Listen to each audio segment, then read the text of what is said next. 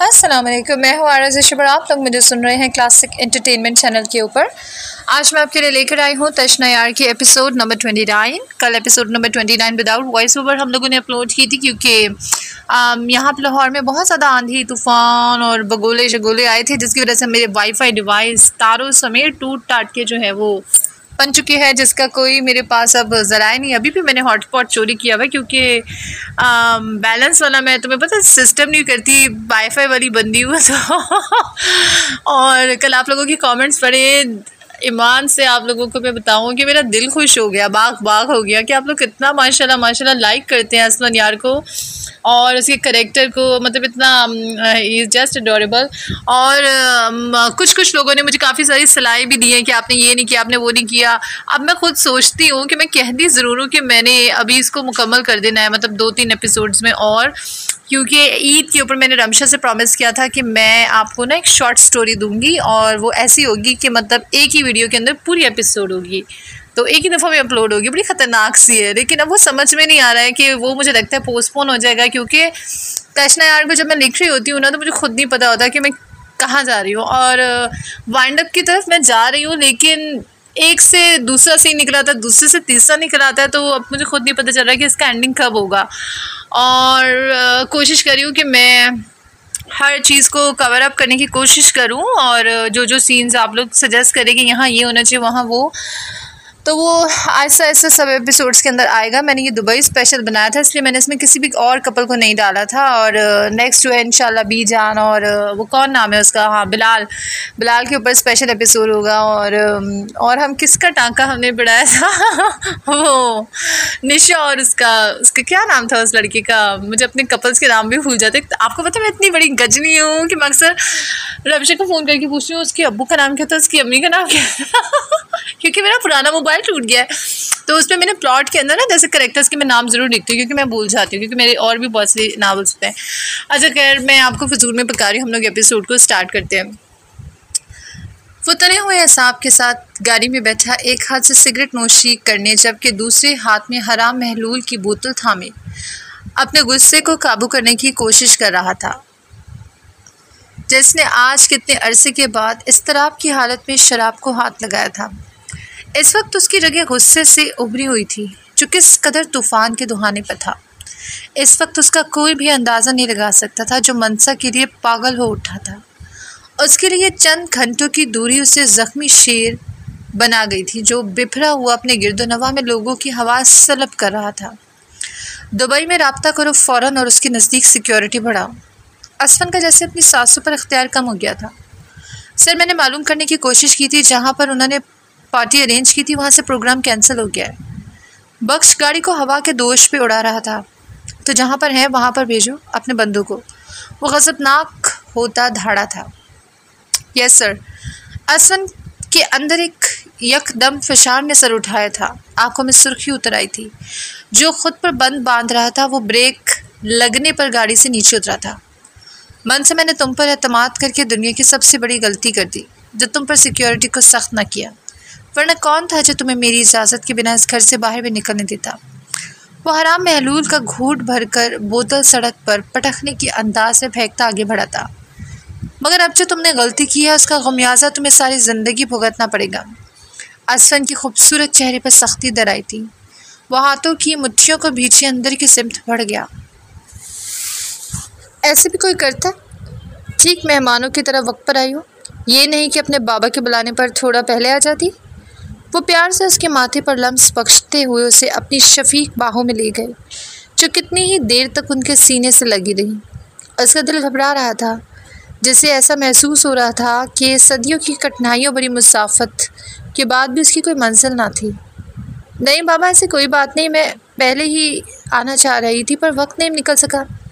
वो बज़ाहिर मजीद साहब से मुस्कुरा कर बातें करी थी, मगर दिल ही दिल में उसे असफन यार का खौफ सताए जा रहा था, जो जाने उसकी गैर मौजूदगी में क्या तूफ़ान लाने वाला था। वैसे बाबा, आपको यहाँ की आबो हवा काफ़ी सूट कर गई है माशाल्लाह। देखें सेहत कितनी अच्छी हो गई। वो उनकी छोटी सी तोन निकलती देखकर खिलखिला के हंसी थी। बिल्कुल, अब तो और भी अच्छी हो जाएगी जब मेरी बेटी मेरे पास यहाँ रहेगी। बिल्कुल बाबा, मैं आपके पास ही रहूँगी। मैंने आपको बहुत याद किया। वो कुछ लम्हों के लिए सही मगर असफन यार को बिल्कुल भूल चुकी थी, जिसने आज अपने बाबा की वजह से अपनी ज़िंदगी का इतना मुश्किल तरीन फ़ैसला किया था।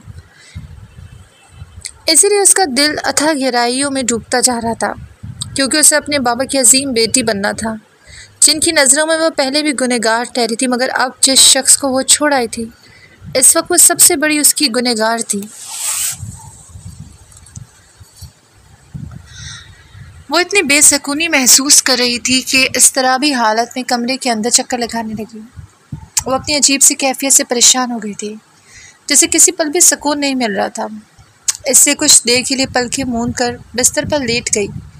एक अजीब सा खौफ था जो उसे अंदर ही अंदर खाए जा रहा था, जैसे किसी ने उसका गला घोट दिया। आंखों के पर्दे पर उभरने वाली शबी ऐसी थी कि उसके माथे पर शबनम की बूंदें नमूदार होने लगी। वो घबराए दिल के साथ उठकर बैठ गई। I am sorry असलन।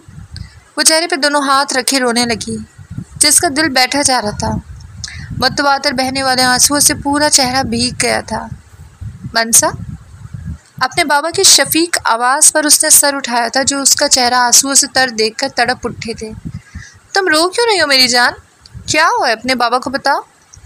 उन्हें अपने लिए परेशान देखकर उसे अपनी भूली बसरी बचपन की शिद्दत से याद आई थी, जब उसके बाबा इसी तरह से उसकी छोटी छोटी तकलीफ़ों पे तड़प उठते थे। मगर फिर महनाज क्या थी, जैसे सब कुछ बदल गया। कुछ नहीं बाबा, बस माँ की याद आ गई। वो आंखों को साफ करते हुए बोली। अच्छा चुप कर जाओ, ऐसे खुशी के मौके पर रोते नहीं। मेरे पास तुम्हारे लिए एक सरप्राइज़ है, पूछोगी नहीं? मजीद साहब ने नरमी और चाव से कहा, जिनकी बात पर एक लम्हे में उसके लबों से मुस्कुराहट गायब हुई थी। जी बाबा, आप सरप्राइज़ का कह रहे थे? अब तो मुझे भी क्यूरियोसिटी हो रही है कि आपने मेरे लिए क्या प्लान किया है। मगर दिल ही दिल में वो अपनी बदनसीबी को सोच रही थी। उसने कभी सोचा नहीं था कि आने वाले वक्त में उसकी ज़िंदगी किस डगर पे चल निकलेगी। वो असफरन को धोखा देने के बाद कहाँ जाएगी। मनसा, मैंने बाप होने का फ़र्ज़ कभी भी ठीक से नहीं निभाया। मैं जानता हूँ मेरी कोताहियों की वजह से तुम छुप छुप के अपनी माँ को याद करके रोती थी। वो आप दीदा हुए। मुझसे खुदी के ज़म में काफ़ी कोताहियाँ और गलतियाँ हुई हैं, जिसकी वजह से हमारा ताल्लुक़ इस नहज पर नहीं जा सका जिस पर एक बाप बेटी को होना चाहिए था। वो रुमाल से अपने आंसू साफ करते अपनी नज़र का चश्मा वापस पहनकर उससे बोले, जिन्होंने मनसा का हाथ अपने तहवील में लिया हुआ था। उसके लिए शायद मैं अगले जहान में तुम्हारी माँ के सामने भी कभी सुरखरू ना हो सकूँ। उनके लबो लहजे में दुख बोल रहा था, जो मनसा का हाथ मजबूती से थामे हुए थे। बाबा, आप कैसी बातें कर रहे हैं? आप तो मेरे साहिबान हैं। मुझे आपसे कभी भी कोई भी गिला नहीं रहा। आप प्लीज़ ऐसी बातें मत करें। उनको ऐसे देखकर उसके दिल को कुछ हुआ था, जो अफसुर्दा से थी। मनसा, इंसान का सबसे बड़ा सहारा अल्लाह की ज़ात होती है। मुझे मालूम है मेरी बेटी बहुत साबिर है, बस मुझसे ही तुम्हें समझने में गलती हो गई। खैर, अब मैं कुछ भी गलत नहीं होने दूंगा, बस मुझ पर भरोसा कायम रखना। मैं समझी नहीं बाबा। मनसा ने अपने बेरब्त अल्फाज को मुकम्मल यकजा किया था। समझ जाओगी, हम तुम्हारी शादी कर रहे हैं। वो चौंकी थी, जिन्होंने उसके पास कोई बम फोड़ा था। क्या? उसकी आवाज़ लरज़ रही थी। हलक में आंसू का गोला सा फंस गया। आंखें पानियों से दबदबा गई थी। जो गलती हमने उस वक्त की थी, अब उसे सुधारेंगे। अगर तुम मुझे पहले उस लड़के से मिला देती तो तुम्हें शायद इतनी तकलीफ़ें सहनी ना पड़ती, मगर अब मैं तुम्हारी शादी उसी लड़के से कर रहा हूँ। वो गुमसुम सी बैठी उनकी बातें सुन रही थी, जो उसके दिल में गड़ रही थी। अगर तुम्हारी माँ जिंदा होती तो शायद ये सारी बातें वो तुमसे करती, मगर खैर। वो कुछ लम्हों के तवक्कुफ़ के बाद बोले, वो आया था मेरे पास। वो कसदन उस लड़के का नाम नहीं ले रहे थे, सारी हकीकत बताने के लिए कि तुम बिल्कुल बेगुनाह हो। जो कुछ भी उस रात होटल में मिसहैप हुआ था, वो एक गलती थी। उसे अपने बाबा के सामने शदीद शर्मिंदगी हुई थी, जो इस स्याह रात का एक बार फिर जिक्र छेड़ बैठी थी। वरना कब किसी बाप ने अपनी बेटी से ऐसी बातें की थी। इसलिए मनसा अपने बेआवाज़ बहने वाले आंसुओं को दुपट्टे में जज्ब करने लगी। उस दौरान दोनों के दरमियान खामोशी ने कदम जमाए थे। खैर, मैं इन बातों को दोबारा दोहराना नहीं चाहता। बस तुम्हारे लिए हम दोनों ने यही सरप्राइज़ रखा था। मगर चूंकि वक्त कम है तो तुम्हें पहले से सारी हकीकत बता दी ताकि इस बच्चे से तुम कोई लड़ाई मत करना। वो भराई हुई आवाज़ में बोले जिनके हाथ में मंसा रो पड़ी थी। वो जब से आई थी उसके दिल को न जाने कैसे कैसे खदशे हिला रहे थे, मगर अब अपने बाबा और उसके स्टोनमैन के सरप्राइज़ का सुनकर वहाँ सकूत का आलम था। कुछ समझी कि नहीं? वो नए नए अल्फाज में पूछ रहे थे, वो नपे तुले अल्फाज में पूछ रहे थे। जी बाबा। उसने आहिस्तगी से सर हिलाया। अब उठो, शाबाश, रो नहीं, जितना रोना था रो लिया, अब बस खुशियों को वार्म वेलकम करो। वो उसका सर थपथपा कर बोले। जी बाबा। वो भराए लहजे में बोली। और हाँ, तुम्हारे ससुराल से तुम्हारे लिए निकाह का जोड़ा आया है, उसे पहनकर जल्दी से तैयार हो जाओ। वो उनके इशारे पर टेबल पर रखे सुर्ख जोड़े और गहनों को देखकर अपने रब का दिल ही दिल शिकर बजा लाई थी। यानी ग्रैनी भी असफलन के सरप्राइज़ में शामिल थी। मनसा, मैं क्या कह रहा हूँ सुन रही हो ना? जी बाबा। वो उसके सर पे अपना दस्ते शफकत भरा हाथ रखकर कमरे से बाहर चले गए। जिनके जाते ही मनसा धप से बेड पे बैठी थी। उसकी आंखों से खुशी के आंसू छलक पड़े थे, उसकी टांगें कांपने लगी थी। आखिर क्या था वो शख्स जो हर जगह उसके आगे पहले से डट जाता था? वो सुरखरू हो गई थी आज अपने बाबा के सामने। उसके दिल से दुआएं निकल रही थी असफन यार वली खान के लिए, जैसे उसे अपने बाप के सामने बेपर्दा होने से बचा लिया था। यानी वो चाहता था कि मैं तो भैया हूँ, इसीलिए असफलन की गाद से मुझे रोका नहीं था। ओ माय गॉड, कितनी डफर हूँ मैं। वो लबों से अपने नाखूनों को कुतरते हुए बोली, जो नहीं जानती थी कि वो उसके अंधे एतमाद को ठेस पहुँचाई थी। इस सारे अरसे में वो पहली बार दिल से मुस्कुराई थी। देखना मैं कैसे आपको मज़ा चखाती हूँ असफन। आपने मुझे कितना सताया था। सारे सफ़र में मेरी तबीयत ख़राब हुई यही सोच कर कि मैं आपको छोड़कर क्यों आ गई हूँ। वो जोश खरोश से आज पहली बार असफन यारवली ख़ान के लिए अपना पूर सजाने लगी, जो रब की तरफ से उसके लिए एक बहुत बड़ा इनाम था। उसका दिल बहुत डरा हुआ था, जाने क्यों सब कुछ ठीक होने के बावजूद उसका दिल बुझा बुझा सा था। उसे अजीब से वसवसे सता रहे थे। वो सजी सवरी बैठी सुर्ख जोड़े में अपनी ही सोचों में गुम थी, जिसने अभी तक ग्रैनी और असफलन को देखा तक ना था। चलो असफलन का समझ आता है कि वह निकाह से पहले शायद बाबा की वजह से अंदर नहीं आएगा, पर ग्रैनी क्यों नहीं आई? ना बीजान और बाकी घर वाले, उसे सिवाय महनाज बेगम के यहाँ कोई भी ना दिखा था। तभी महनाज बेगम ने उसे ले जाकर हॉल कमरे में दूल्हे के बराबर में बिठा दिया। उसके बाबा मौलवी साहब और बाकी चंद एक करीबी लोगों के साथ अंदर दाखिल हुए थे, जिन्होंने उसके सर पे अपना शफकत भरा हाथ रखा था। आज वो अपने फ़र्ज से सुबगदोश होना चाहते थे, इसलिए वो आंखों में नमी लिए मनसा के बराबर में बैठे थे। मनसा मजीद वल्द मजीद अनवर, आपका निकाह साद अहमद राव के साथ बऔज़ 15 लाख हक मुकर्रर किया जाता है। क्या आपको कबूल है? मौलवी साहब की आवाज़ उसके कानों में गूंजी थी। वह साखित हुई थी। उस नाम पर क्या उससे नाम सुनने में कोई गलती लगी थी? उससे सर उठाकर अपने बराबर में बैठे दुल्हे को देखा था, जो कोई और नहीं बल्कि साद अहमद राव ही था। मनसा को उसे देखकर ऐसा लगा जैसे जिस्म से रूह परवास कर चुकी हो। कैसा अंदाज था उस शख्स का, जिसकी आंखों की चमक और गरूर उसके हसूल के लिए थी।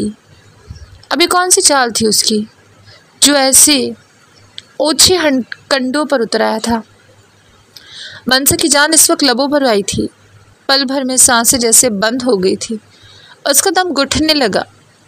ये किस दोराहे पे खड़ा कर दिया था उसे ज़िंदगी ने।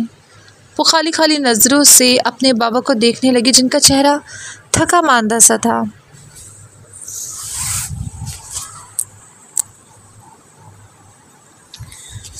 किस्मत ने उसके साथ कैसा मजाक किया था। वो जो इतनी देर से ये सोचे बैठी थी कि उसे ये सरप्राइज़ असफन यार वली ख़ान ने दिया था, मगर उसकी हकीकत तो कुछ और ही निकली। यहाँ तो उस पर कोई और ही मुसल्लत हो रहा था। भला वह निकाह पे निकाह कैसे कर सकती थी? मौलवी साहब ने एक बार फिर पुकारा था, मगर आज अगर वो डर जाती तो ये शख्स उस पर सबकत ले जाता, जो उसे किसी भी सूरत कबूल ना था। बाबा, मुझे आपसे बात करनी है अकेले में। उसने दिल पर पत्थर रख के अपने बाबा को सबके दरमियान पुकारा था, जो अच्छे से जानती थी उसकी इस अमल से इनकी इज्जत की धज्जियाँ उड़ जाएंगी, मगर वह साद अहमद राव की साजिश को पूरा नहीं होने देगी। मनसा के रद्द अमल को साद अहमद राव ने खामोशी से देखा था। मनसा, ये कौन सा वक्त है बात करने का अपने बाबा से? महनाज बेगम दरमियान में बोली। एक बार निकाह हो लेने दो, फिर बात कर लेना। वो उसे तनबीह करती हुई नज़रों से घूर कर बोली, जो उसे हुक्म साबिर कर रही थी। मौलवी साहब, आप शुरू करें, बच्ची घबरा रही है। वो अब मौलवी साहब से मुखातिब हुई थी, पर मनसा की बात सुन लेने में क्या हर्ज। मजीद साहब ने मदाखलत करना चाहिए थी, जिन्हें महनाज बेगम ने दरमियान में ही टोक दिया। अभी सुन लेंगे मजीद साहब, लोग बैठे हुए हैं। वो तसल्ली अमेज़ अंदाज में दांतों को पीसते हुए बोली, जिनके हुक्म पर मजीद साहब को वापस बैठना देखकर उसके हसान खता हुए थे। मनसा, मजीद, वल्द, मजीद, अनवर, मैंने कहा ना मैं ये निकाह नहीं करूँगी। वो चीखी थी, जिसके लिए घड़ी फैसला कुन थी। शायद तभी पुरसुकून से बैठे साद अहमद राव के गार्ड्स अपने मालिक के इशारे पर हथियारों का रुख मनसा की जानिब कर लिया, जो उनसे बिल्कुल नहीं डरी थी। तुम्हारी हिम्मत कैसे हुई यहाँ पर आने की? वो उसकी झूठ पर सख्त तैश में आ गई थी, जिसने उसके बाबा को जाने क्या कुछ कह के बना लिया था। मजीद साहब आंखें फाड़े मनसा को यरगमाल होता देख रहे थे। मैं ये जबरन निकाह बिल्कुल नहीं करूँगा मजीद साहब। बच्ची 2 बार इनकार कर चुकी है, बेहतर होगा आप उसे अंदर ले जाकर वजह पूछें। मौलवी साहब अपनी जगह से उठ खड़े हुए थे, जिन्होंने बुर्दबारी से मामला सुलझाना चाहा था। ओए मौलवी, खामोश होकर बैठ। साद अहमद राव की कड़कदार आवाज़ सुनकर मौलवी साहब दुबक कर बैठ गए। वही महनाज मनसा के नज़दीक गई थी, जो खाइफ होकर खड़ी हुई थी। ऐसे कैसे नहीं करोगी तुम ये शादी मनसा? आज दूसरी बार तुम अपने बाप के सर पे खाक डलवाना चाहती हो। और उन्होंने मनसा के फूल से रुखसार पर एक तमांचा जड़ दिया। वो लड़खड़ाई थी। महनाज, मजीद साहब धाड़े थे। आज पहली बार उन्हें महनाज बेगम का रवैया मनसा के साथ जालिमाना और जाबिर लगा था, जो उस पर चढ़ाई करी थी। दूसरी जानिब अपनी बेटी की रिएक्शन को भी बिल्कुल नज़रअंदाज न कर सके, जो इनकारी थी निकाह से। और उन सबसे बड़ी बात जो उन्हें खटकी थी, वो थी साद अहमद राव के गार्ड्स का मनसा पर गन तानना, जो उसे एक तरह से यरगमाल बनाए हुए थे। तभी जूतों की मार्बल के फर्श पे आती आवाज़ें और फिर एकदम खामोशी सबको चका गई। आखिर वही हुआ जिसके लिए मनसा ने शिद्दत से अपने रब से दुआ मांगी थी। वो हथियारों से लेस अपने गार्ड्स के साथ सबके दरमियान खड़ा हुआ था। वो दंग रह गई थी उसकी सुर्ख आंखों को देखकर। अब क्या होने जा रहा था? जिसने उसे कहा था कि तुम दुआ मांगो, मैं आज की तारीख में दुबई न जाऊं, वरना बहुत बड़ी तबाही लाऊंगा। तो क्या वो वक्त आ गया था? उसकी इतनी बड़ी गलती की वजह से वो अपने दुपट्टे को हाथों की मुट्ठियों में भींचे खुद अजियती का शिकार थी। असफन अपने गार्ड्स के कुर्सी रखते ही उस पर बड़े क्रोफर से बैठा था, जिसे देखकर साद अहमद राव के चेहरे का रंग एक लम्हे में बदला था। जो काली पैंट पर सफ़ेद शर्ट पहने, शर्ट की बाजू को फोल्ड किए उसके गुस्से का ग्राफ बढ़ता देख रहा था। इतनी भी क्या जल्दी आपको मदन-इन-लॉ? पहले दुल्हन के पहले शौहर से तो इजाज़त ले लीजिए। असफना ने अपनी उंगली में दबी सिगरेट का लंबा कश लेते हुए काटदार नज़र मनसा के चेहरे पर डाली, जिसकी सर्द आवाज़ से मनसा की रीढ़ की हड्डी तक सनसनाहट थी। ये क्या बोल रहे हैं आप जनाब? क्या ये सच है? मौलवी साहब रजिस्टर और पेन छोड़कर खड़े हुए थे। वही मनसा अपने आप को तमाम हवासों को बेदार करने के जतन कर रही थी। नहीं नहीं, मेरी बेटी की कोई शादी नहीं हुई है। वो असफन वली ख़ान को बगौर देखने लगे, जो कुछ उन्हें शनासा लगा। मुझे किसी भी शख्स को कोई भी सफाई देने की ज़रूरत नहीं सिवाय आपके। वो 2 कदम चल कर उनके नज़दीक हुआ था। बख्श, असफन के इशारे पर मीर बख्श मनसा और उसका पेपर मैरिज सर्टिफिकेट मजीद साहब की सिम बढ़ाते हुए बोला, जिन पर सख्ता तारी हुआ था। अब और कौन से इम्तिहान उनके लिए बाकी रह गए थे? और तुम्हारी हिम्मत कैसी हुई मेरी इज्जत पे हाथ डालने की? वो सिगरेट का कश लेते हुए नफरत आमेज़ लहजे में बोला, जिसे मजीद साहब ने बगौर देखा था, जो उनकी बेटी को अपनी इज्जत कह रहा था। बज़ाहिर वो उन्हें बहुत पुरसुकून लगा था, मगर अंदर उसके एक हश्र बरपा था, जो मनसा को इतने सारे हथियारों से लेस गार्ड्स के दरमियान डरा सहमत देख कर हुआ था। आगे मत बढ़ना असफन यार, वरना। साद अहमद घबरा कर फ़ौरन मनसा के नज़दीक खड़ा हुआ था, जो पहले ही उसके बंदों के दरमियान खड़ी हुई थी, जिसके सारे हवास मंजमंद होने को थे। अंदर जैसे सब कुछ सर्द हो गया था। वरना क्या? वो जी चेहरे पर जिस्म को जमा देने वाला तासुर लिए निडर अंदाज में आगे बढ़ा था, जिसे देखकर मनसा की रूह तक कांप उठी थी। वरना मैं इसे मार दूंगा। वो एक झटके से मनसा को अपनी गिरफ्त में लिए धाड़ा था, जिसके हाथों में पहनी सोने की चूड़ियाँ कंगनों से गोया सांस बच उठा था। उसने खंजर का रुख मनसा के गले पर किया था, जो बिल्कुल साकित हो गई थी, जिसकी एक गलती की वजह से वो किस दोराहे पर आकर खड़ी हो गई थी। उसके साथ साथ उसके बच्चे की जान भी इस वक्त ख़तरे में थी। हॉल में मौजूद बाकी तमाम लोग बिल्कुल खामोशी से अपनी जगह डरे बैठे हुए थे। कोई भी अपनी जान खतरे में नहीं डालना चाहता था। नहीं नहीं, मेरी बेटी को कुछ मत कहना, तुम्हें क्या चाहिए? मजीद साहब उसके सामने हाथ जोड़े खड़े हुए थे, जिनकी ऐसी हालत देखकर मनसा का दिल मज़ीद दुखी हुआ था। एक उसकी अकेली ज़ात की वजह से कितने सारे लोगों को सफ़र करना पड़ा था। मुझे इन पेपर्स पर हसन यार वली ख़ान के दस्तखत चाहिए। उसके आदमी ने टेबल पर चंद कागजात रखे थे, जो पहले से ही सब कुछ तैयार करके लाए, जिससे उन्हें मालूम था कि हसन यार वली ख़ान ये शादी होने नहीं देगा। किस चीज़ के पेपर्स हैं ये बास्टर्ड? वो तन से फनकारा था, जो मुट्ठियों को पीछे अपने अंदर उठते उबाल को दबा रहा था। उसके तेवरों से लग रहा था कि आज साद अहमद राव की ज़िंदगी का आखिरी दिन था। एक तुम्हारी जायदाद के छोटे से टुकड़े की और दूसरी तुम्हारी तलाक की। असलम ने बड़ी ज़ब्त से उसकी बात सुनी थी। उसके चेहरे का रंग एक लम्हे में बदला था। वहीं मनसा ने झिलमिलाती आंखों से हसन यार वली ख़ान के सिम बेबसी से देखा था। जो कुछ वो उसके साथ कर चुकी थी, ऐसे में उसे 100% यकीन था हसन यार वली ख़ान अपने बच्चे को बचाने के लिए उन कागजात पर दस्तखत कर देगा। छोड़े मुझे। मनसा उनकी गिरफ्त में डर से जर्द पड़ती मछली थी, जिसे ये किसी भी सूरत में बर्दाश्त नहीं था कि हसन उसे तलाक दे।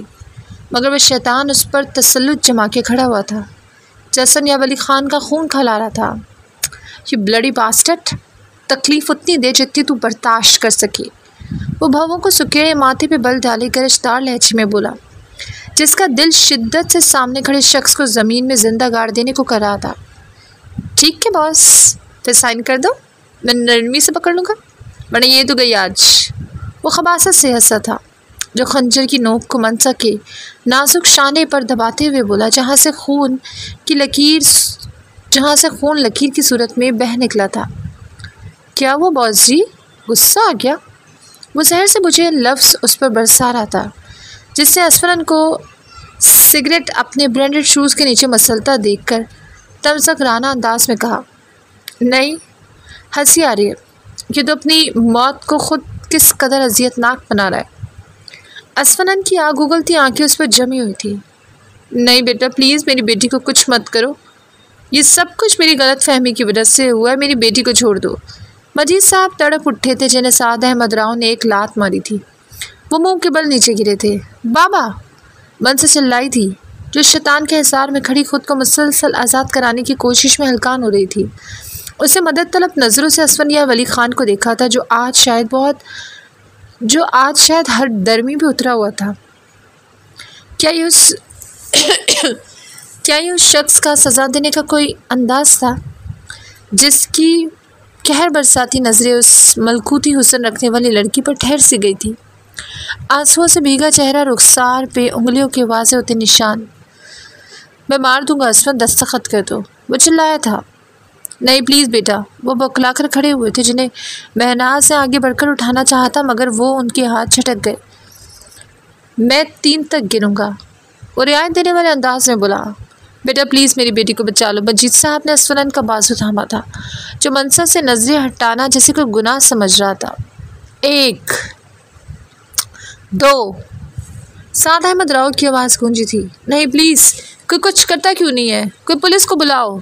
मजीद साहब मदद तलब नज़रों से सबको देखने लगे। वहीं असफरन ने बेखौफ खड़ी मनसा को यकटुक देखे गया, जिसे अपनी जान की परवाह ना थी। 3, मार दो उसे। हसन यार के लफ्ज़ मनसा की रूह तक को घायल कर गए, जो साकित हुई थी हसन यार वली ख़ान की आवाज़ पर। तभी गोली चलने की आवाज़ आई थी, जिससे मनसा के हवास सलब किए थे। कमरे में बैठे अफराद तेज़ी से बाहर निकले थे। मनसा! मजीद साहब हलक फाड़ के चीखे थे। वो धड़म से नीचे गिरती उससे पहले हसन यार वली ख़ान ने उसे हाथ बढ़ाकर अपने सीने में भेजा था, जो पूरे कद से उसे थामकर रुख पलट गया। जिसकी नज़रों के ताक़ुब में मजीद साहब ने देखा था, जहाँ काले लिबास में खड़े आदमी ने ट्रिगर दबा दिया उस वक्त असफनिया वाली खान मंसा पे दागी गई गोली बड़े आराम से खुद पर ले गया, मगर उसे कोई नुकसान पहुंचने से पहले महफूज कर गया। बख्श ने फ़ौरन फुर्ती दिखाते हुए उस नकाबपोश का निशाना लिया था जो पल भर में ढेर हुआ था। असफनन के गार्ड्स फ़ौरन उसे गोली लगता देखकर उनके गिर्द अपना हिसार बना गए, जिन्हें उसने हाथ के इशारे से पीछे किया था। चूँकि गोली उसके बाजू को छू के गुजरी थी, वो मंसा को एहतियात से अपनी गोद में उठाए ज़ख्मी बाजू के बावजूद उसे सोफे पर लिटा गया। अब उसका रुख साद अहमद राव की जानिब था, जिससे वो हिसाब चुकता किए बगैर यहाँ से टलने वाला नहीं था। उसकी आंखें शोले उगलने लगी जो साद अहमद राव को जलाकर खाक कर देने वाली थी। वो घुटनों के बल फर्श पे खून में लथपथ गिरा हुआ था। तेरी हिम्मत भी कैसी हुई मेरी बीवी को हाथ लगाने के कुत्ते? असफनिया वाली खान गज़बनाक होता ज़ख्मी हुए साद अहमद राव पर टूट पड़ा, जिसके एक इशारे पर पीछे खड़े उसके आदमियों ने उसकी गन का निशाना लिया था। जब उसने मार दो कहा था, उस वक्त उसकी ऐसी जहर में बुझी आवाज़ सुनकर मंसा किसी कटी हुई पतंग की तरह लहरा के गिरी थी, जो इस गलतफहमी का शिकार हुई थी कि असफनिया वली खान ने गोली उसे मारने का बोला था। उसके बाहरी हाथों से पड़ने वाले थप्पड़ों ने उसे संभलने न दिया, जो उसकी फौलादी गिरफ्त में हिल भी नहीं पा रहा था। तू करेगा मुझे अलग मंसा से? उसे घसीट कर सामने दीवार पे मारते हुए बोला, जो गुस्से से पागल उठा था। उसका ऐसा जुनूनी अंदाज देखकर मजीद साहब दंग रह गए। कैसे हाथ लगाया तूने उसे बास्टर्ड? उस पर वेपन रखा? असफनिया वली खान की बीवी पर? वो उसकी उंगलियों को वहशियाना अंदाज में बेदर्दी से तोड़ते हुए बोला, जिसकी चीखें कमरे में खड़े गार्ड्स और महनाज बेगम का दिल दहला गई। माफ़ कर दो, वह तकलीफ से निढाल होकर बोला। माफ़ी लफ्ज़ मेरी डिक्शनरी में नहीं है। तूने आज मेरे दिल पे वार किया है, जिसकी सज़ा सिर्फ मौत है।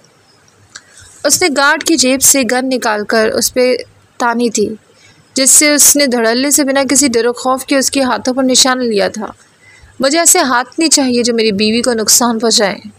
साद अहमद राव तड़पने लगा। फ़र्श पे उसका खून तेज़ी से फैलने लगा, मगर असफनिया वली खान ने उससे अब भी नहीं छोड़ा था। मुझे ऐसी आंखें नहीं चाहिए जो मेरी बीवी पर बुरी निगाह डालती हो। वो कहर बनकर टूटा था आज साद अहमद राव पर, जिसे रोकने के लिए मजीद साहब एकदम से आगे बढ़े थे। बेटा प्लीज़, आप कानून को हाथ में मत लो। उसे उसकी किए की सज़ा मिल चुकी है। मजीद साहब ने फुर्ती से उसकी गन की नाल के आगे अपना हाथ रखा था, जो हत्थे से उखड़ा था। बिल्कुल भी नहीं, इसे जिंदा छोड़ दूँ? नामुमकिन। ये कुत्ते की दुम है जो फिर बाद में दोबारा आ जाएगा। असफनन ने सख्त लहजे में उन्हें बावर करवाया था। असफनन बेटा, कानून हाथ में मत लो, ये हमारा मुल्क नहीं है। तुम्हें इस दुनिया में अजीज़ उस हस्ती का वास्ता है जो तुम्हें, इसको छोड़ दो। मजीद साहब ने रोते हुए उसके सामने हाथ जोड़े थे, जिन्हें मंसा का निकाह पर इनकार करना और सबके सामने डट जाना भूला नहीं था। वहीं सामने खड़े शहजादे सी आन बान लिए शख्स को देखकर उन्हें बाखूबी अंदाज़ा हो गया था कि उन्हें बेटी की पसंद का, जो उसके लिए किसी भी तूफ़ान से टकरा जाने की हिम्मत रखता था। और सबसे बड़ी बात, निकाह नामी के बाद उनके पास कोई शक की गुंजाइश नहीं थी। इसीलिए वो उसे कानून को हाथ में लेते देना नहीं चाहते थे। जाओ, छोड़ दिया तुझे कुत्ते। असफनन ने बेहोश साद अहमद राव के पेट में एक रसीद की थी, जो खून में लथपथ था। बेटा, आप लोग उसको अस्पताल ले जाओ। मजीद साहब बख्श को बोल कर वापस पलटे थे मंसा के लिए, मगर मंसा को वो शहजादा बड़े इस्तेकाक से अपनी बाहों में उठाए दरवाजे से बाहर निकल गया। आँख खुली तो कितनी ही देर तक वो गायब दिमागी से सामने विंड स्क्रीन को टिकटिकी बांधे देखती रही। उसे खुद पर किसी बोझ का शिद्दत से एहसास हुआ था। जब भी टायर चरचराए थे, गाड़ी को यकदम ब्रेक लगी थी। मंसा के सोए एहसास मुकम्मल तौर पर जाग उठे थे। उस सब ने जहन पे जोर दिया जिसमें गुजरा वाक़या उसकी आंखों में आ समाया था। आखिरी जुमला जो उसने असफनन के मुंह से सुना था, जब वो साद अहमद राव को मार दो बोला था, और फिर वो गोली। उसे फुर्ती से खुद को टटोला था, मगर वो तो ज़ख्मी ना थी। तो फिर क्या हुआ था? असफन ने किससे मारने को बोला था? किससे लगी थी गोली? वो हवास बख्ता होती उससे अपने बराबर में बैठे असफरन यार वली खान को देखा था, जिसकी सफ़ेद शर्ट की बाजू खून आलूद हो रही थी, मगर वो सख्त जान बना किसी तकलीफ़ की परवाह किए ड्राइविंग करके उसे किसी विला में लाया था। हाँ, आपके बहुत खून निकल रहा है असफरन, वो घबरा के बोली, जिसने कहर आलूद नज़र उस पर डाली थी। Don't you dare call me, उसे सख्त लहजे में कहा, जिसके चेहरे पे गुस्से का तनाव था। मनसा जज्बाज हो गई, वो उसे बुरे तरीके से झिड़क चुका था। वो गाड़ी से नीचे तेज़ी से उतरा था, जिससे वो फ़िलहाल कुछ भी पूछने की पोजीशन में ना थी। उसने असफरन के सपाट चेहरे को देखा था, जिस पर कोई तासुर न था। वो रात की तारीकी में उसे गाड़ी से बाहर निकालकर खींचता हुआ अंदर की सिमत पड़ने लगा, जिसकी कलाई पर गिरफ्त मजबूत थी। कितनी ही कांच की चूड़ियाँ टूटकर उसकी कलाई में धंसी थी, जिससे मनसा को तकलीफ़ हो रही थी, मगर मुकाबिल को तो जैसे कोई परवाह ना थी। सीढ़ियों के पास पहुंचकर उसने खौफज़दा होकर असफरन को देखा था, जो शायद उसे यहाँ से भी मुजरिमों की तरह घसीट कर ले जाने का इरादा रखता था, मगर हर बार की तरह मनसा उस शख्स के इरादों को जान न सकी, जो किसी नाजुक सी गुड़िया की तरह उसे अपने मजबूत बाजू में उठाता तेज़ी से ऊपर की सिम बढ़ने लगा, जिसकी शदीद गुस्से में भी कहीं ना कहीं एहतियात थी। उसे दरवाजे को ठोकर से खोला था, वो उसे बिस्तर पर छोड़कर शीशे की सिम बढ़ा था। उसने शर्ट उतारकर फेंकी थी, जो आईने के सामने खड़ा होकर अपने ज़ख्म का मुआयना करने लगा। उसके कसरती बाजू को गोली छू के गुजरी थी, जिसे देखकर मनसा का पूरा वजूद खौफ के सबब लरज़ रहा था। वो फूले फूले सांस लेकर खुद को संभालती हुई जैसे सीधी होकर बैठी, उससे वहशत और खौफ से सामने की जानिब नज़र उठाकर देखा था। असफन, आपको गोली। वो बिस्तर से नीचे उतरी थी, जो बिना किसी शर्म और झिझक के उसके नज़दीक खड़ी हुई थी। जस्ट शट अप, ये झूठी परवाह करना मुझे सख्त नापसंद है, इसलिए वहाँ जाकर बैठो। वो उसके क़यामत खेज़ हुस्न को कहर बरसाती निगाहों से देखकर रुखाई से बोला, आई एम सॉरी असफरन। वो इस संगदिल के सामने डरते डरते बोली थी, जिस पर इस वक्त खून सवार था। सॉरी बोल देने से मेरी इज्जत कम हो सकती है, जो तुम्हें वहाँ ना पाकर हो गई थी। वो मनसा की नाजुक कमर को सख्ती से जकड़े उसे अपने नज़दीक कर गया, जिसका भारी आंचल ढलक के सर से उतर गया था। तुम्हारी एक छोटी सी गलती इस वक्त कितना बड़ा नुकसान कर सकती है मेरा, क्या तुम सोच सकती हो? वो एक हाथ में उसका मुंह दबोचे इतना करीब था कि वहशत ज़दा सी उसे देखने लगी। अगर तुम इस वक्त इस कंडीशन में ना होती मनसा, खुदा की कसम मैंने तुम्हारा हशर बिगाड़ देना था। अगर वो बास्टर्ड तुम्हें कोई छोटा सा भी नुकसान पहुँचाता तो। वो पसीने में शराबूर था। उसने एक झटके से उसे खुद से पीछे किया था, जो साकित हुई थी। वो तेज़ी से कमरे से बाहर निकला था, जहाँ बख्श उसके लिए डॉक्टर का पहले से अरेंज कर चुका था। जारी है जी। तो ये है आज की बहुत मज़े की किस, कैसी लगी आपको कमेंट्स में ज़रूर बताइएगा। अब दिखाते हैं आपको अगली किस से कुछ झलकियाँ। असफरन ने उसका दुपट्टा उतार के एक तरफ फेंका था, जिसकी कमीज़ मुँह धोने के बाद आगे से गीली हो चुकी थी, जिससे उसके नशीबो फराज उजागर होने लगे। मंजर की रीढ़ की हड्डी में सनसनी सी दौड़ गई। असफन यार की इतनी सी कुर्बत पर उसने खुशखुदे लबों पर ज़बान फेरी थी, जिसका भीगा भीगा सरापा असफन के खौफ से कांप उठता था, जो बड़े इस्तेकाक से उसकी शर्ट को कंधे के पास से नीचे करता उसका ज़ख्म साफ़ करने लगा। तो कैसी लगी आपको आज की एपिसोड? उम्मीद है अच्छी लगेगी। आप लोगों को एक मज़े की बात बताऊं, बतानी तो नहीं चाहिए पर मैं बता देती हूँ। मुझे ना आजकल नींद नहीं आती है, तो ये मेरे से प्रॉब्लम हो गया। तो मैं क्या करती हूँ, मुझे सारी रात ना मैं बड़ी कोशिश में सो जाऊँ मैंने नहीं नींद आती। अच्छा दिन में ही होता है, बच्चे को स्कूल भेज के ना मैं 2 घंटे के लिए सो जाती हूँ, 8 से 11 बजे। 11 बजे मुझे फिर एग्जैक्ट उठना होता है, मेरी मेड आ जाती है बर्तन धोने। तो हुआ कुछ यूँ कि ना मैं 2 घंटे सोनी बड़ी मुश्किल से, मुझे बहुत शदीद ये बीमारी लगी हुई है। या तो फिर मैं ये करती हूँ कि वो जो रात का टाइम होता है ना, लिखा भी नहीं जाता है, तो फिर मैं किसी की नावल पढ़ने लग जाती हूँ, नहीं तो फिर मैं कोई फ़िल्म देखने लग जाती हूँ इंग्लिश, क्योंकि मैं बहुत इंग्लिश फिल्में देखती हूँ। अच्छा, तो हुआ सीन ये कि अभी मैं कहानी जब पढ़ रही थी ना, तो पढ़ते पढ़ते ना 3 जगह पे ऐसे हुआ है कि मैं ना सो गई और एकदम से मेरी आँख खुली और मैंने कहा मैं तो वॉइस ओवर करी थी, मैं कहाँ गई तो फिर मुझे अपनी नानी याद आ गई कि वो हमसे बात करते करते ना एकदम से ऐसे उनको हम कहते थे चौका लग गया तो अनु, तो वो चौका जो है ना मुझे लग गया अभी एकदम से और मेरे से यही एक लाइन जो थी ना अभी मैंने गलत पढ़ी थी, आपको पता है। और दूसरा पता है मेरे साथ एक सीन और हुआ है जो मुझे अभी अभी रियलाइज़ हुआ है, रियलाइज़ नहीं एनालाइज़ किया है मैंने, कि मैं वॉइस ओवर करती हूँ ना तो अपने लैपटॉप में से देख के करती हूँ और मोबाइल हाथ में पकड़ के मैं उसके ऊपर अपनी वॉइस रिकॉर्डिंग करती हूँ। तो लैपटॉप तो नहीं चल रहा ना, क्योंकि वो वाईफाई हमारा उड़ा हुआ खैर से तारें नीचे गिर गई हैं। तो मैं मोबाइल के ऊपर ना रमशा ने मुझे व्हाट्सएप पे मेरी एपिसोड ना प्रूफ रीड करके मुझे भेज दी है। रमशा मेरी बहुत हेल्पिंग हैंड है अल्लाह माशाल्लाह से। तो वो मैं व्हाट्सएप के ऊपर से ना वॉइस ओवर करी थी, तो मैंने अभी गौर किया कि मेरी आंखें जो है ना मुझे नज़र नज़दीक से धुंधला आने लग गया है। आरज़ ऋषभ जो है वो बुढ़ापे की तरफ जा रही है अब मुझे ये भी टेंशन लग गई है गाइस, और आप लोगों के कमेंट से मेरा दिल खुश कर दिया, बाग बाग कर दिया। अब आप लोगों के लिए एक बात है, मैंने कभी आप लोगों से कहा नहीं है, तो ये मैं आपको पहली दफ़ा कह रही हूँ कि इस संडे को हम लोगों ने ना एक दिन डिसाइड किया होता है तबसरे करने का।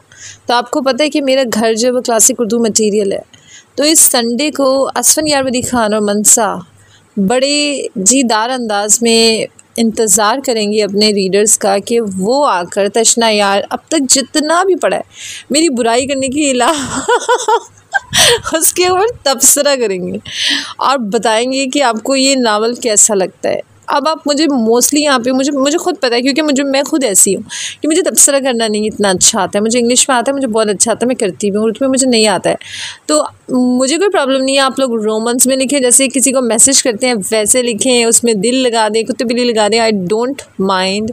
आपने मुझे तबसरा करके और क्लासिक उर्दू मटीरियल के ऊपर शेयर करना है और तशना यार के बारे में कुछ बताना है, असफन यारवली ख़ान के बारे में, मनस के बारे में, निशा के बारे में, बिलाल के बारे में, जो आपको अच्छा लगता है इस कहानी के अंदर वो बताना है। और मेरी बुराइयाँ बिल्कुल नहीं करनी आप लोगों ने, नहीं तो मैंने आ जाना आपके घर।